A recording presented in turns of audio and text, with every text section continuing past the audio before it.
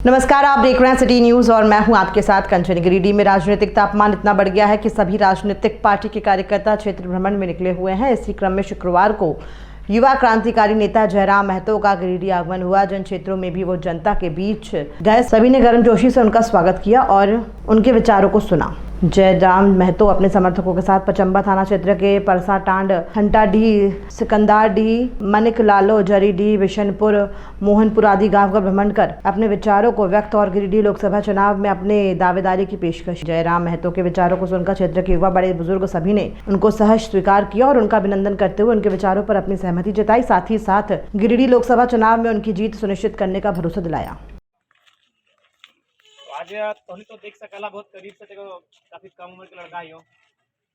हिंदी में बात करिए, खोटा चलते हम सब बोले तो इतना कम उम्र, अगर मुखिया के भी रूप में हम वोट मांगे तो बहुत कम उम्र के लड़का है, लेकिन हम संसद के रूप में आए तो जाहिर सी बात है, हमार जो 2 साल के कार्यकाल ऐसा रहा या फिर हमने इस प्रकार से परफॉर्मेंस दिलिए, जनता के बीच एक बढ़िया मैसेज दिलिए, तब तक कल के लड़का तोहनी के बीच इतना हिम्मत लेके आइलो। तोहनी बता रेस में हो, ऐसा बात ना कि कोई भी प्रत्याशी नामांकन तो कोई भर दे अपन पर्चा कीन के, लेकिन आज तोहर जितना आपूस कुटुम हो, रिश्तेदार हो, समधी हो, समधन हो, घूर के आवा जहाँ तक बार बार गिरिडीह से लेके एक बार डुमरी बागमारा होते हुए तो कहते ना गिदरा एकदम तगड़ा टक्कर दे रहा, तो कुछ तो बात है। तो सही खातिर आज तोहनी के आशीर्वाद है। बात हटे हो कि अभी दादू बतलथिन कि हमने झारखंड आंदोलन के टाइम के लोग लगा, तो तोहनी बताओ झारखंड राज्य कहाँ बनेला? हम दादू सब तोहनी से पूछे यानी ढोबो झोड़ा और परदेसिया चले तो हाइबा बनेला। तोहनी झारखंड राज्य अलग कर ला और तोहर घर के बाल बच्चा कहाँ ना सिलाई कर रहा तुम, दर्जी कर रहा तुम, और मैंने सीमेंट और गरा का काम कर रहा लो, और इसी राज्य में तो हमारा बुझा है खासकर कोयलांचल के क्षेत्र में चल जीवा तो एक दिन में लाखों रुपए के कोयला के निकासी हो। बेरमो एगो विधानसभा तो पेपर में पढ़ल बा 1 करोड़ रुपया एक माइंस में, तो सोच ओकरा 1 करोड़ में अगर हम 10,000 मैंने 1,000 से डिवाइड करें तो 10,000 निकला है, यानी 10,000 नौजवान के जहाँ पैसा आमदनी भेटल है वहाँ एक नेता दबाई के रखल। इसीलिए आज झारखंड में झारखंडित के बात करे वाला कोई ना, 1932 के खतियान के बात करे वाला कोई ना, सब अलो राज बना के दे दला, चारा गानियर के भी आओ, चर हथुन, का हथुन, पगार मार हथुन और फिर जने मन पर सूझ जाते। इसलिए आज हमने एक नया यूथ के उदय गल है, तोहनी के आशीर्वाद, तोहनी के सहयोग से इस झारखंड राज्य के तस्वीर जो धुंधला पड़ गया है ओकरा पहुंचे ले हमनी आई।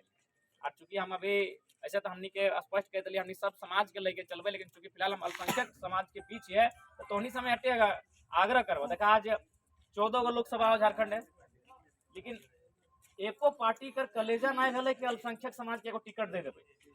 एक बात बता कि तोहनी खाली तोहनी से अपनी कुर्सी भी छे तो की ना दरी बिछाए थुन और खाली नारा लगे थुन।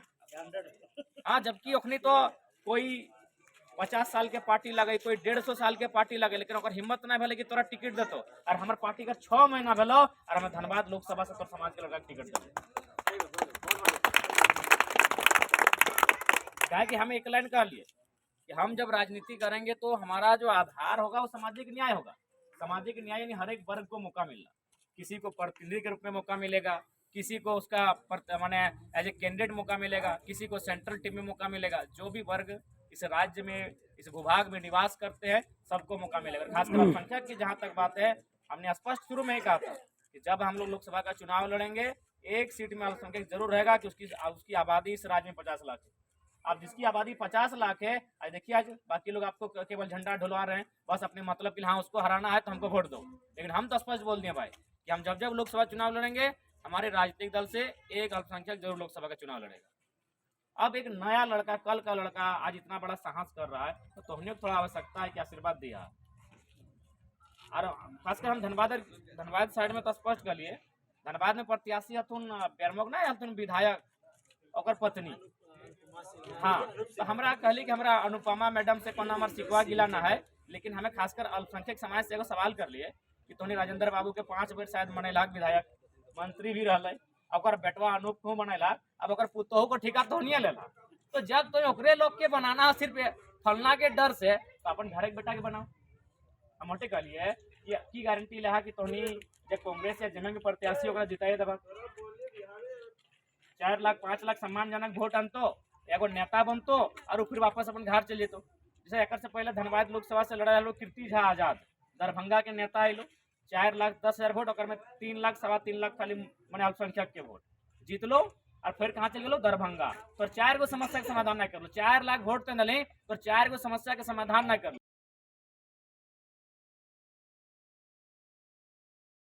आए हैं यहाँ पे सिकदारडी में और ये चुनाव का माहौल है। इस माहौल में किन मुद्दों को लेकर के जनता के बीच आप घूम रहे हैं वो बयान कीजिए। सबसे पहले लोकतंत्र के चौथे स्तंभ तमाम सभी मीडिया कर्मियों का धन्यवाद जोहार करते हैं उनको और जनता जनार्दन कुछ संदेश कि आज हमें अपने मत का उपयोग अपने आने वाले भविष्य के बेहतरी के लिए करना है। और जहाँ तक गिरिडीह लोकसभा का प्रश्न है मैंने 2 वर्षों के दरमियान जितना भ्रमण किया शायद राज्य के माननीय मुख्यमंत्री अथवा उनके मंत्रिमंडल में बैठे लोग भी नहीं किए होंगे। लगभग मैंने 3000 से अधिक गाँवों का भ्रमण किया। उन गाँवों में मैं बैठा, चौपाल में बैठा, गाँव की समस्याओं को जाना, बुजुर्गों के साथ हम बैठे हैं, महिलाओं के साथ बैठे और नौजवानों के साथ तो बैठे ही बैठे हैं। तो अगर गिरिडीह लोकसभा की गिरिडीह सदर की बात करें तो यहाँ जो समस्याएं दिखी वो जल की समस्या दिखी। अतः अगर हम लोग गिरिडीह फतह करके आते हैं तो सबसे पहली बात जल मीनार का आगे व्यवस्था किया जाएगा इन क्षेत्रों में ताकि लोगों की जो जल की समस्या है उनको नियंत्रण में लाया जा सके या फिर उस समस्याओं को में कटौती किया जा सके। एक महत्वपूर्ण समस्या दिखी चूँकि हम लोग गांडे साइड से आ रहे थे तो एक समस्या थी प्रदूषण को लेकर। पता नहीं लोग कैसे जी रहे हैं उस मैंने काले धुएँ के साये में। तो इस पर भी हमारा सदन में बहस होगा कि भाई किसी भी पर्यावरण को और मानव जीवन को आप छत विछत करके किसी भी प्रकार का उद्योग नहीं लगा सकते हैं। तो सबसे पहले जो भी उद्योग हैं मैं आपको चैनल के माध्यम से उनको इस बात के लिए आगाह करूंगा कि आप प्रदूषण को नियंत्रण में रख के अपने उद्योग के आगे बढ़ाएं। अन्यथा अगर हम जीत कर जाते हैं तो चूंकि मेरे लिए सबसे मूल मंत्र होगा पूंजीपतियों की साठगांठ नहीं, जनता का जीवन मेरे लिए महत्वपूर्ण होगा। तो हम इस बात को निश्चय रखेंगे कि प्रदूषण या किसी भी हाल में दूषित जो हो रही है हमारा आसपास का वातावरण उस पर नियंत्रण लगे। शिक्षा के मुद्दे में आपका क्या कहना है? शिक्षा का जहाँ तक विषय मैंने स्पष्ट कहा है कि सबसे पहली बात जो शिक्षा की जो अभी व्यवस्थाएं हैं मैं इस पर जब सदन में हमारी उपस्थिति होगी तो हम वोकेशनल कोर्स पे चर्चा करेंगे कि मैक्सिमम वोकेशनल कोर्स हो, मैक्सिमम प्रैक्टिकल कोर्स हो। इन थ्योरी को केवल हम लोग पढ़ते हैं और जैसे ही हम पढ़ाई के बाद स्कूल के प्रांगण से बाहर आते हैं वो शिक्षा कहीं ना कहीं स्कूल के भीतर ही रह जाती है। तो इसीलिए मेरा मानना है वोकेशनल कोर्स की ओर हमें बढ़ना चाहिए, हमें प्रैक्टिकल कोर्स की ओर बढ़ना चाहिए।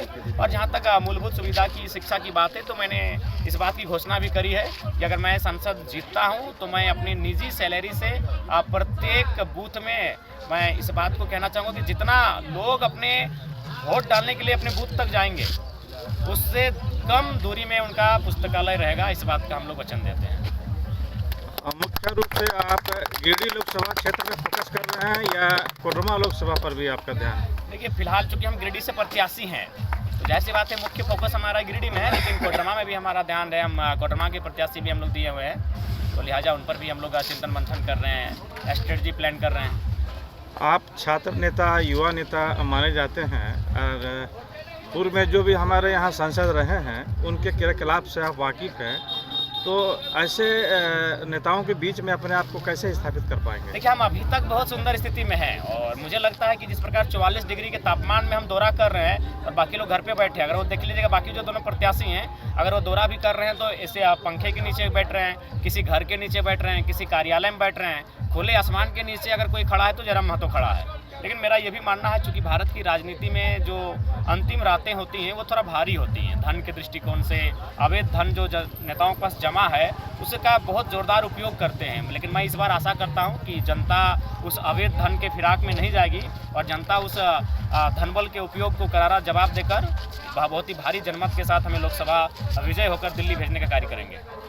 आपके ख्याल से ये जो चुनाव है चाहे विधानसभा का हो चाहे लोकसभा का हो, इसमें मेन मुद्दे जो होते हैं वो पैसा का होता है। तो ऐसे परिस्थिति में आप नए क्षेत्र में आ रहे हैं, आपको काफ़ी कठिनाई का सामना करना पड़ रहा होगा, तो जहाँ धन बल की बात होगी वहाँ आप कैसे फेस करेंगे? देखिए हम विचारों से है, देखिए विचारों से ही इस दुनिया में, इस देश में, इस राज्य में बदलाव होगा। तो हमें उम्मीद है कि अपने विचारों के माध्यम से हम लोगों के बीच जाएंगे और उन विचारों से अपनी बातों को रखेंगे जब, तो निश्चय ही जहाँ धनबल का फैक्टर होगा वहाँ वो कम पड़ेगा। चलिए, आपने अपने विचारों को रखा, बहुत बहुत धन्यवाद।